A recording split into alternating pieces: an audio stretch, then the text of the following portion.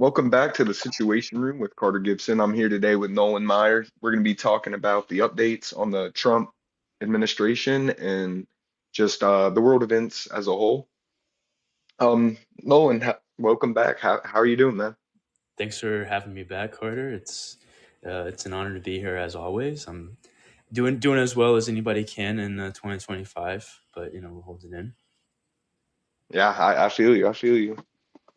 Well, so today we're gonna be going over Trump's win, some of his nominees who've been leading these positions, his actions with federal agencies, his actions with Ukraine, the new tax bill, his relationship with Musk, and then we're gonna get into a little bit of path outwards.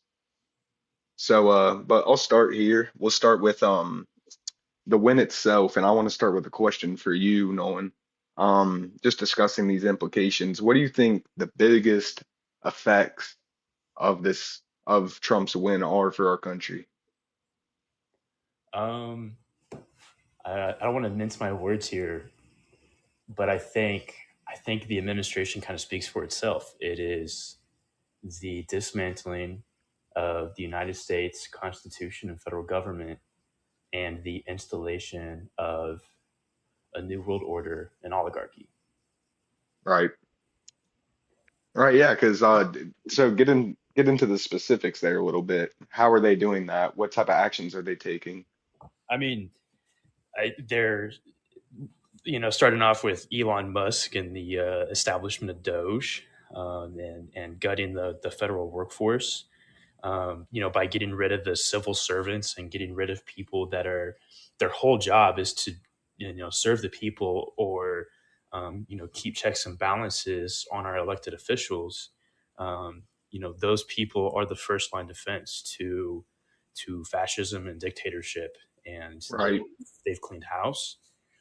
And then the attacks on civil liberties, voting rights, and those kind of things that are sparsely talked about, or coming forward.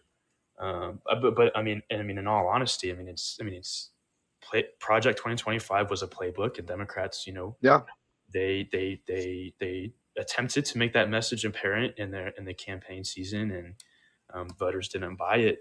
But I mean, if we Yeah. want It to know, didn't hit. then we got to look there too. Right. Yeah. I see your point. I think it's so. I think that's the scariest thing I'm looking at is just the firing of the agents and just the clearing of oversights for the government, the clearing of agencies built to protect the people, like the Consumer Protection Agency. These are just like see, and this is where I come in. I'm like Trump's first term was more based on conservative policy, and yeah, it was bad, and he was bad, but it was more based on a easy to predict Right. line of thinking. Now he's just coming and doing what he feels, I guess. I mean, that's the problem. I don't see what he's looking at. Whereas the first term, I felt like I could kind of see it, but obviously when you're dealing with Trump, you're not gonna have a lot of reasoning. Yeah. Yeah. I mean, you're 100% correct. And like that's kind of the most frustrating aspect of it all is like, like it doesn't make sense why he's aligned with Russia. It doesn't make sense why he's attacking our Canada and Mexico. It doesn't make sense why he's abandoning NATO. Um, Right. it's it's. I mean, taking Republican and Democrat out of it. I mean, it is blatantly anti-American, and Right. it's I don't know, at a loss of words. Like I just don't know what to say, or how to react, because it's Yeah. I mean, there's just so much going on, and there's no time to react, and that's intentional on their part as well. Right. Right. It's been such a flux of just throwing things with and I feel like I think you were trying to say this, it's kind of part of a strategic method of controlled chaos. So, it's hard to call someone out for one thing when they throw 30 things at you. No, yeah, most And definitely. they clearly just don't have a foresight of what their plans are and that's I don't know. That's just That's just not good. But Yeah, I don't know.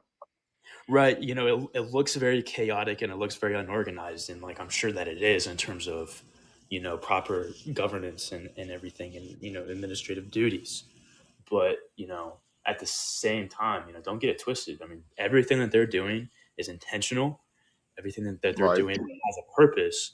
And even if that purpose is chaos and misinformation, they are not stewards of the American people. They are stewards of the elite 1% right, class, and they are stewards of Putin's tyrannical Russian regime. right, right. I actually think that's a really good point because I think what they're trying to do is make the public more manageable for these elites, for these oligarchs. Right. Because when you look at Russia, what is the why is the reason Putin here, let me restate that. Why is Putin never overthrown? Why is he never dealing with anything like that? I, Russia, they've got a complex and they've just got a complex history. And Right, when the Soviet Union fell and when they transitioned from Soviet Russia to a capitalist society, they were experiencing a lot of changes, and right, and then also what he represented at that time was a strong man. I mean, he's been elected president. I mean, since Bush second or Obama. So I mean, he's been right, around for a while, and over time has he's changed. And he's posed a threat. But all that right, Putin is that he is the Soviet Union, not the Communist Party. He is the Soviet Union under the guise of capitalism and democracy. But we know that's just not the case. And so right. some people, because they lived under Soviet rule for so long, they know that they'll experience arrests and they'll experience um, doxing and other things, and it's true. Those things happen. Um, yeah. Yeah, I agree for sure. I also look in like just the fact that like Russia, and it's through propaganda, it's through a lot of things, but it's all through also through what you said, their previous history of going through bad times. And they've had a lot of leaders who have gotten them in really bad places. They've had leaders who were drunks. They've had, and that strong man identity really conforms to them because it's what they're looking for after that.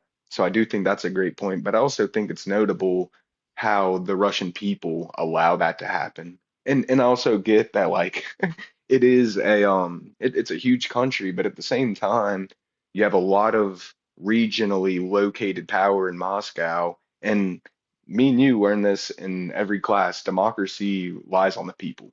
Hmm. And Yeah. if the people don't let it happen, they can change it. And that's why I think Trump is kind of his actions are in an attempt to make our public more controllable. Hmm. Yeah. So he can create something like that. Yeah. Yeah. I think he looks at Putin and he's jealous. I think he wants what Putin has. No, 100%, 100%. Yeah. I mean, it's it's it's a blatant attempt to control the American people and to put the American people into a position where they feel powerless.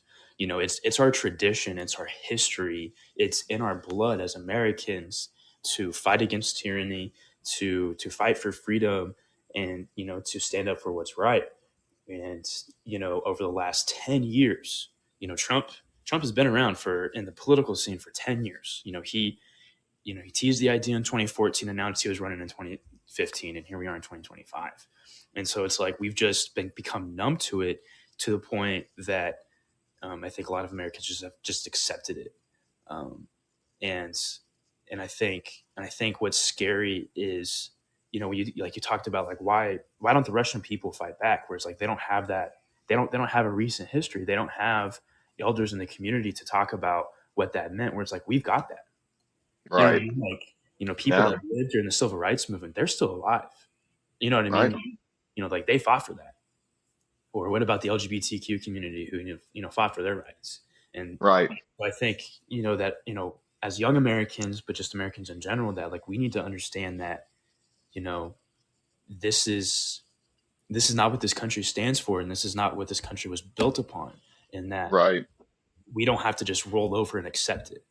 We don't have to accept tyranny. Um, but that's a commitment that we've got to take as a society. We Right. can't do that in little bits and pieces. Like we've really got to figure out a way to unify ourselves to really get through this. Right. And everything that Trump stands for is division. And so, that's our biggest obstacle going forward. I agree. Staying on that, um, let's talk into taxes a little bit and continue our little indication on how Trump doesn't care about the average person.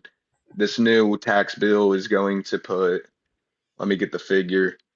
This new tax bill is going to put it's $4.5 trillion in tax cuts, 2 trillion in spending reductions, and it will add 5.1 trillion to our deficit, and it exceeded the budget reconciliation instructions by more than 84%.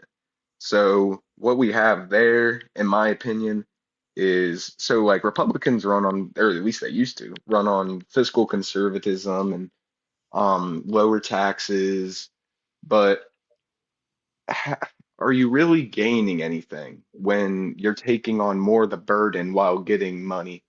It's like, Nolan, I'll give you $5, but you have to take me everywhere every day. That's kind of how I see it. And Yeah. because when you're giving tax cuts to the rich, guess what? Someone has to carry that load. Mm-hmm. And if no one doesn't, it's going to be passed on to the consumer. That's basic economics. Mm-hmm. And what it is they give you a little bit of a tax cut to make you feel like you're getting something, but you're getting way more of the burden, and it's not a net positive for you. It's a net positive for the billionaires who don't have to pay a fucking dime because guess what? They graduated from the Trump school of dodging taxes. You say what you want about the man. He knows how to dodge taxes. He knows the tax code. And guess Yeah. what? He's governing that way too. And he's allowing for this to continue. What do you think about it? First, I mean, you're correct. Um, I couldn't agree more with you on that. But I think that it's important for us to kind of zoom out and to understand and critically think and to dissect the situation that we're in. Um, and like what the two parties, where do the two parties stand for, right?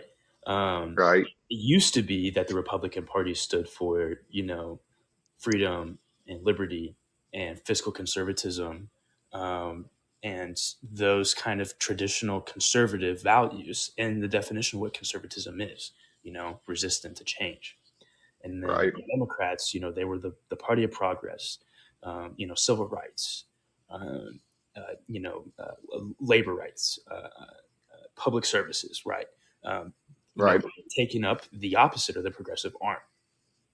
But and I don't think we're talking about this enough, but like under Trump in the first term and through COVID and through Biden's term, and then here we are now, is that both parties have switched ideologies. It's obviously Mm, apparent that the Republican Party has done that in the GOP and clinging on to MAGA, Christian nationalism, white nationalism, and fascism. But the Democrats, they've they've abandoned the working people, they've abandoned the middle class, and instead of going to the oligarchs, they've embraced corporatism, where they're still receiving money and funds and support from the ruling class. It's just right. that they smile at us and tell us all the things that we want to hear, while behind our back they're screwing us over. So what does that So look like like, moving? But like, what does that look like moving forward? Is that like republicanism or right wing is that they value property over people, and that left wingers value people over property. And it's like that's the Right. way that we've got to start seeing it. Is Yeah. that you and I and a lot of people on the left and a majority of Americans and people in the Western world is that we value people and we want to make people's lives easier. We want to make people's lives happier. We want to increase the quality of life for the average person, right? Where capitalists and right wingers, their main focus is how can we extract the most value of our property, how can we protect our property rights, and and it's like that's the battle we're going up against, and it's like that is the divide, and it's like until people, Okay. Americans, can value their own self-interest over their property's interests, um, the right and Trump are just going to continue to dominate and rule over America in the West. So so how do you fix this? Do you one, is it the people who are um is it the people who are prioritizing property over value, or sorry, property over lives? Or is it the Democrats not messaging that the Republicans believe that? It's elements of both, and I say that carefully because I don't think people are just born greedy. I don't think people are just born wanting to screw over another person just for the sake of their own self interest. Those are taught Right, things, and so I think right. a lot of it just stems back to what are our values as a society and as a nation. You know what I mean? I think American values.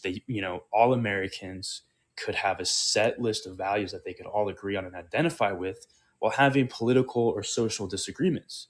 But that's not the same Mm, anymore. It's like right. there's two Americans. It's like there's the MAGA American, and then there's the American who's stuck in the past and trying to make sure that our traditions carry forward. Um, and and it's that's the divide. That's the division.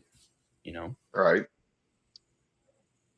Well, that makes sense. I'm just thinking like, how can the Dem? Because what you say, I feel like in this environment, not a lot of people would coincide with that, would agree with that, would concur with that, because it seems like this past election, Democrats were projected as the like corporate, yes, but also just like, not caring about the middle class at all and not caring about lives. So how do they message to one, just get their feet back under themselves, and two, establish this? Because I think if we establish this, if they establish this, they're good. It's just they do such a bad job of proving it and messaging it. No, I think are Democrats. I don't want to say the party, but I did like the Democrats. Is their heart in the right place? Yes, most definitely. Do they have for for the sake of conversation, the best interest of the nation in mind? Yes, Yeah, but it's like like I said this. I said this back in the fall. Leading up to the election day, that it's like we're at a fork in the road, and that the current path that we're on is no longer going to continue. We're either going to go left or we're going to go right. And we made right, our decision as a nation on election day, and we chose to go right. So what that means is that the same the same practices and the same types of messaging styles and our attitudes can't be continued. So right, like looking at rank and file Democrats in the Senate and in the House, trying to making these nice letters, to the president, or making these nice statements on social media, and they're all well, it's good to see that they're trying to do something, but I mean, holy fuck, like throw a punch, fight, yeah, get dirty, exactly, roll up your sleeves, like they've been getting their asses kicked for since Obama left office, and it's like they're not changing the playbook. They're right. putting in new players, they're changing up the rosters. You know, They maybe are, maybe they make a few trades in the offseason, to strengthen whatever, but it's the same playbook.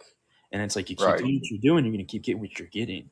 And so I'm not saying that, the like the Democratic Party is over, that it needs to be left in the past. But it's like the Republican Party started its evolution with the Tea Party in 2012, and that's how I got to MAGA. Right. We had our opportunity in 2016 with Bernie, but we turned our back on Bernie. And so it's like the people can't rely on the party to push us in the right direction. The people need to direct the party. And so I think Right. that a lot of the messaging needs to come from us, the people, and we need to stop looking at our elected officials as leaders in this fight, because they're not wanting to lead the fight. They're just wanting to Yeah. lead us. Right. No, that's a good point. But what does that look like? What does that look like? How Um, do people get that messaging to parties I or think just to the world? to the world is, exercising our American, our American traditions, and protesting and civil disobedience and civil organizing. But Right. but what does that mean? It doesn't mean looting grocery stores and burning buildings and flipping cars, right? It means, yeah, taking to the streets. It means, not going to work. It means boycotting businesses that aren't, that are actively working against your own self interest. Right. Whether that's supporting politicians that vote against your interests, or mark up prices well above inflation for their own, for the shareholders. Um, Right. but then also like thinking about like community organizing and community groups, like post Civil War during the Reconstruction era, um, and then post World War II, leading up to the Civil Rights Movement, were the 2 points in time in American history when the American people were at largest numbers involved in community organizations, whether that be the Mm. American Legion, the ACLU, the NAACP, other, the Freemasons, the American Red Cross, churches. But now, those organizations are dying. The only people that are still in those groups, are the old people that have been a part of those groups since they joined in the 1970s and 80s. Right. So, using the power of social media and our modern technology to show the world that, hey, we're fighting back, because the media has been suppressed and taken over by the White House. So it's like we Yeah. need to be getting our voices out. We have that power through social media, the way that we're doing that now with podcasting, or Right. writing on Substack, and Right. but then also it's like we need to organize locally, you know, join labor unions, start going to church, even if you're not a Christian or agree with what the pastor's saying, you know, go to, try to figure out if there's elk lodges or Kiwanis clubs, or, Freemason clubs, or, League of Women's clubs, and if there's not, start something, Yeah. use Facebook and Reddit and Twitter to reach out to people in your community and be like, hey, this is something I want to do. But we can't, as guilty as our politicians and elected officials are in sitting back and doing nothing. If we sit back and do nothing, we're just as guilty as they are. And Right. it's like I said, we can't expect them to lead us if we're not wanting to lead ourselves. It's like, Right. and so it's like that's what needs to happen. It's like we need to be resolved in what we do. And so, like, like last Friday on the 28th, when there was the economic blackout, I was really, it was really cool to see a lot of Americans, participate in that, but it didn't have the outreach it needed. But also, it's like, Right. we really want to give a middle finger to, the rich and the elite, is that needs to be sustained. Right. We can't not buy anything for one day and then go back and start going, to Amazon and Target. We need to stop doing it for the foreseeable future. They Right. need to lose business. If they lose Right. $30 million, $300 million one day, that's like $50 to them. Whatever. But it's like, if that number starts growing up, getting closer to that $1 billion, then we're gonna start getting their interest. We're gonna start getting Right. their attention. But we need to be sustained, and it needs to be organized, and we need to be loud, and we need to not be afraid, and we need to show courage, not fear. Right. I think you're just what you're trying to say is we need to gain leverage. Like we need to show them that we're strong and like we're a first force to be reckoned with. And you Right. can't just like walk all over us. Right. Right. Like it doesn't have to be violent. You know, No, of it course doesn't not. need to be violent, It shouldn't be. and it shouldn't be. Yeah. And so if the White House wants to impose tariffs or to embarrass us on the national stage, that's nothing we can control. Right. That those problems will fix itself in time. But it's like if we want to get to the root cause of the issue, it's the average American, it's the working class, it's the middle class, whatever you want to call it, basically giving away, giving volunteering power to the rich just because they're rich. Well, what I see it as in a way is Amazon can offer you a product for $7 that a local market can offer you for 15. And it's like, yeah, they give you that cheaper price, but you're also enabling them to do all the things you've just been talking about. Right. And for me, what this comes down to is, are people willing to not, because I'm gonna admit it, on that economic blackout, I was, sitting here. I wanted to go to the grocery store. I had to ask myself, how much do I really care about this? Right. And what it's gonna take is for people to think about that and be like, okay, am I not gonna pay for this from $5 from Temu, $10 from Amazon? Am I gonna go to my local market, support local business, and just a power structure that is healthy, or am I going to pay for less and enable this crap to continue? No, exactly. Exactly. And it's like figure out. I mean, you said something about like small businesses and how like people talk about wanting to support that, and it's like we need small businesses. It's like that is such an important aspect of our economy, and Oh yeah, it's like if you're unwilling to support a local business, then you can't complain about the lack of small businesses and local businesses. If you're not mm, willing, to spend your money there, if and taking the convenience to go to this, big conglomerate monopoly, then it's like you're not serious about being a part of the change that you cry about. right, But then also, it's like if you're looking around your community and where you live, and you're like, there's no other options, be the option. You know what I mean? Like, it's like a lot of us as Americans, it's like we're working jobs and we're producing to an economy that does not push society forward. You know, right, like like how many management analysts does one firm need, and what does a management analyst even do? And I'm like, and I'm not trying to knock people that that go down those careers, because it's like they've got to do what they got to do to keep a roof over their heads and food on the table for their families. But it's like if you're complaining about food not being an option, I mean, grow some vegetables. If you own a house, grow some vegetables in your yard. Or it's like right. if you have a hobby or a skill, and if you have a way to provide that, make that a service and provide it to your local community, cool. You don't need to reach the masses, you don't need to become a millionaire. It's all about having the option or the ability to do that.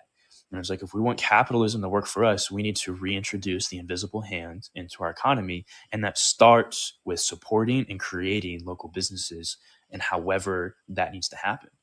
But if that never happens, then no change will ever be able to take place. That's a great point. I think people really don't underestimate, or people do underestimate the power of the consumer. We drive the economy. Right.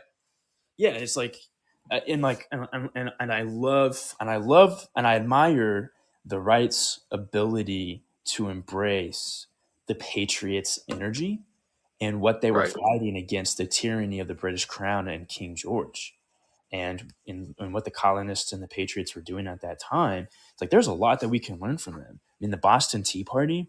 You think that was Bostoners, throwing the tea in there? No, because the Bostoners were the ones that were getting that, that were making money off of those imports. But it was the right, New Yorkers, the people from Philadelphia, and the Sons of Liberty that went down there and threw the tea in the harbor, and then they stopped drinking the tea after that, or they stopped using sugar, from the crown. And it wasn't easy. It wasn't that they found an alternative. They just didn't use it. They went without. And I think that It's like we have to embrace that and we have to think about it. Yeah, And I think a lot of Americans are afraid by going without because our whole society since Ronald Reagan and neoliberalism and our transition from manufacturing economy to a service economy is that we became a nation of consumers, and yeah, that the idea of not consuming seems insurmountable. But if we just stopped consuming, I guarantee that a lot of people would have a lot more money in their pockets, and I think they would find that their lives are stress free and a lot more healthy just by cutting out the excess. 100%. And I think that also connects to media. The less you connect, the less you consume, Uh-huh. the better off you're going to be. And I just wonder, like, you, t- I don't know. I just wonder how people have let societal's, importance on monetary gain justify their morals. Mhm. You know what I'm saying? Like, I just don't get it. And I never saw monetary gain as a flex, like, Mhm. because, and especially on like where it comes from. Mhm. Because if you're working, I'd rather work hard as a teacher and make my 45 grand than be an oil CEO and make 10 mil. But that's just me. And like, I don't know, I don't mean to sound pretentious and self-centered, but like, I don't get how other people that don't align themselves with that type of thinking. No, I mean I agree wholeheartedly. It's like I think about greed. It's like I'm not a greedy person. You know what I mean? Like Right. I mean like you knew me through college, and it's like I was broke. I mean, I don't know how many times like I had like $5 or less in my bank account through college, and it's like Yep. I was always willing to offer a ride to a friend. It's like if we're going through and like trying to get some food or we're at the bar getting a booze, like I'm always willing to to offer that up for people. And it's like I Right. know people that are extremely conservative, and they're pinching pennies, and it's like they can't, like, they don't even have the decency to give their leftovers to the homeless man sitting on the sidewalk. You know what I mean? Mm. It's like I just don't understand the possessiveness of the greed, because when you hoard all that wealth and you work really hard your entire life and you never save a penny so you can live stress free in retirement. But when you're in retirement, you're not going to be spending that money because you've built the habit, right? So you're either not going to give it away and it's just going to sit in a bank account and go back to the rich, or you give it away to your relatives and hope that they do something good with it, because it's not going with you to the grave. Like, you can't take that with Right. you. Like, I don't, I'm with you on that one. Like, I just, greed is something that I don't have in me, and I just don't understand others that have it. But you made an interesting point about teachers, making 45, 50K a year, and it's like that would be a more fulfilling life. And Oh and yeah. and Republicans and the conservatives, they want to look over at Europe, and they're like, oh well, like they get taxed to hell and they make less money than us. Well, yeah, they may get taxed to hell and they may make less money than us, but they have a higher disposable income, right? Because Mm. they've got their social services paid for. Right. Like, they may have free, they may be taxed at 30, 40%, right? But they don't have to worry about insurance, deductibles, and premiums. They don't have to worry about prescription costs.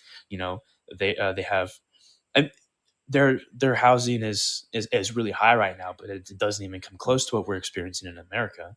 Their Right. education is free. They don't have student loan debt, and those kinds of things. And so it's like when you take those financial burdens away, right? Then it's like, oh, you have more of an opportunity to go travel and see the world and go on vacations, or to buy commodities for your house.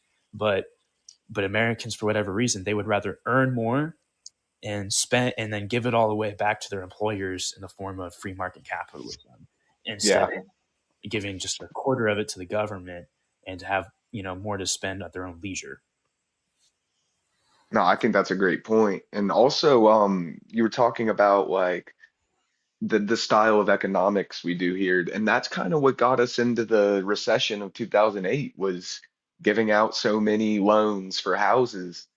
And just like our government's like, here, take this burden, and even if you can't pay it off, we'll give it to you because we can basically control you now. It's just like, yeah, I don't see it. I think Europe does it a lot better.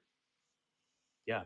No, I mean 100%. But Europeans, they lack wisdom and depth that Americans don't, and that's because that their history is longer and richer than ours, and you know, they've they've had they've had some dark periods in their history to learn and adapt and grow from that. Right. And then also, the modern history of the 20th century was real for them, where it's like Americans at home, we didn't experience that turmoil. The only people that experienced that turmoil were the soldiers, and Mm, they're not a really, they've gone and passed, and so it's like who's carrying on their stories and their message, and that's why, kind of looping back into the beginning of our conversation, why we're seeing a rise in fascism again, is because those horrors and those stories and those struggles and strifes have been forgotten with history because we didn't experience it. It's not because we weren't educated and they didn't warn us or tell us about it. Just we didn't experience it, so we don't think those are real. We live in a sheltered world. We grew up in a sheltered world living in America, and I think now we're experiencing the consequences of that. I agree. I think that connects right to Ukraine. Like people really think Putin would just stop after Ukraine. People think he doesn't want to rebuild the USSR. People think a dictator doesn't want more countries. It's Right. like, look at history, guys, every single time. And Yeah. look at Putin. Look at Putin himself. Look, He yeah. he he's shown in history he won't stop. Yeah. I mean, what did Zelensky say, or after his ambush at the White House? It was like, or how many times has Russia broken their treaties? Right. Not just with Ukraine, but all of the ceasefires they're with. It, Right. The whole it, free world. oh yeah, but then also it's like if you want to look at the Russian, Ukraine thing, if you want to take history and you want to take politics or geopolitics out of it, look at it just geography. You know what I mean? It's like, like what is European history? It's Europeans killing other Europeans. That's one thing that the Right. Europeans are really good at is Imperialism. imperialism, right?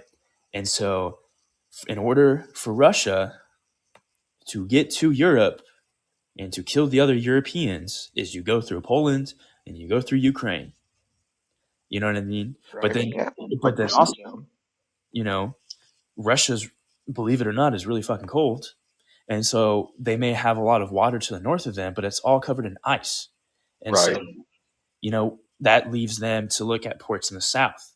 Well, then it's like you've got, uh, oh, I forgot what's the name of the conclave over there by Lithuania, Estonia, and Latvia, right? That's a port, or it's Crimea Right. in Ukraine, and the Black Sea gets them to the Suez Canal, and it connects them with the other trading Hmm. routes in the world.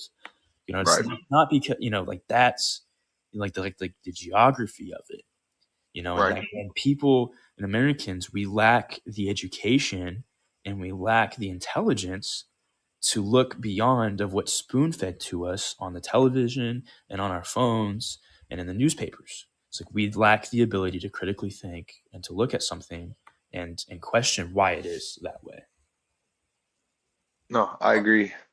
I couldn't I want to say this. I couldn't believe the Zelensky stuff. Like that just makes me furious. I mean, Putin's just sitting in his chamber, like just laughing it up. I Mhm. mean, how could you say, have you thanked us once? Have you said thank you once? This man, while his people are dying, his country is being threatened at the greatest cost, at the greatest odds possible.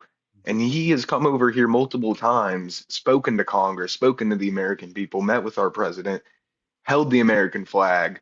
Mhm. And like like that just proves how close-minded you are, JD Vance, because this man, like, have you said thank you once? Yes. Have you not been paying attention to foreign events? You want to have this anti-Ukraine, pro-Russia mindset so bad that you won't even accept fact, which is how the Trump administration runs. So I guess I should expect that.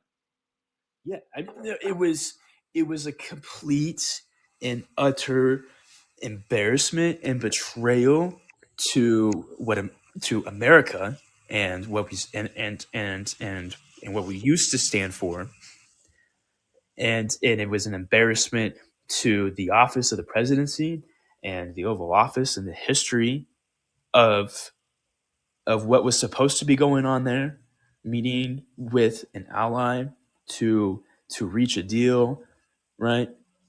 That supposedly to strengthen their security, but we can have a conversation about that. But it was look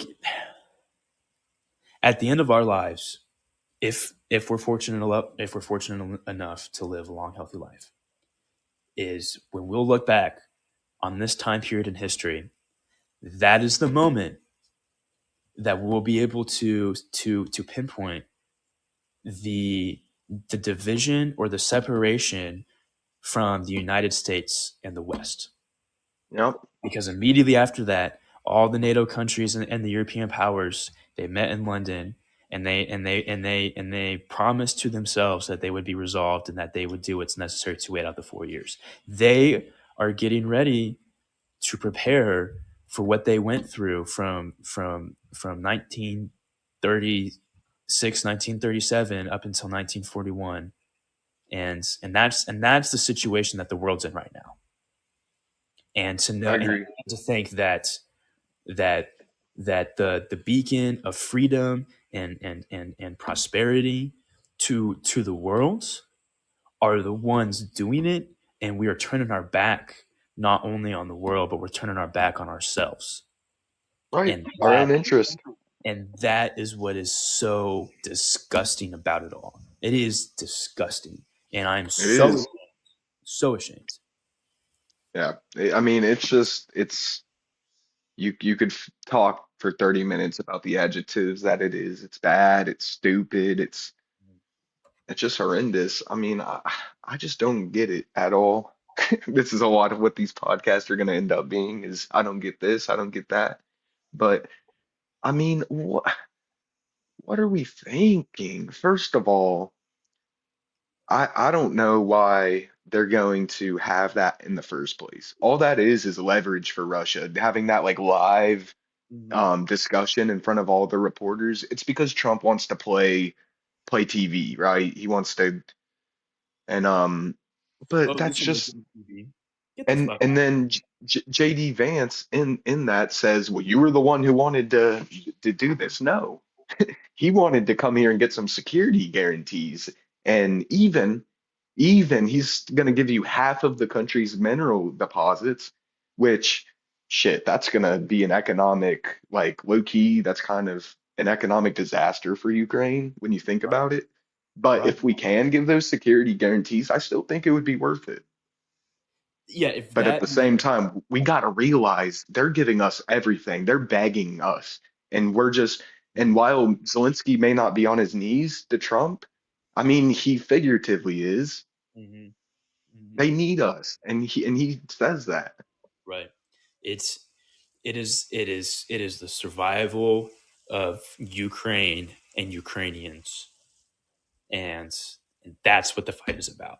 And it's like, and the fact that people can't understand that, and they're getting upset about money being spent. You're a fucking idiot. Okay, you can clip this. You can clip this for Instagram. Okay, you're a fucking idiot and moron if you think that the money we're sending to Ukraine is bad, because we're not sending dollars and duffel bags to Ukraine. What we're sending is the old and aged out military equipment from the war on terror down to Russia, so we can give more military contracts to the military industrial complex, so we can modernize and improve our military, so that way we can be more competitive and fight against our aggressors, the Chinese and the Russians, right? And so if you think anything different, and if you're ignoring the facts, you're a fucking idiot and you're a fucking moron, and you have in your opinions and your words on the matter don't fucking matter. Shut up. Or you're just pro Russia. Like, just say that if that's how you really feel, because there probably are a lot of people who feel like that. Hmm. And it's like the same thing. You're just a fucking moron. But like, Yeah, I mean, moron. like you said, we how many Americans have died in this war?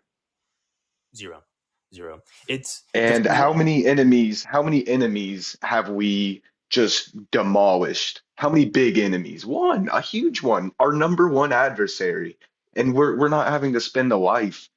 And like we were talking about, life versus money, we're excited because our people haven't died and we're helping this country stay sovereign and prevent World War III. But all other minded people are seeing is that money go away.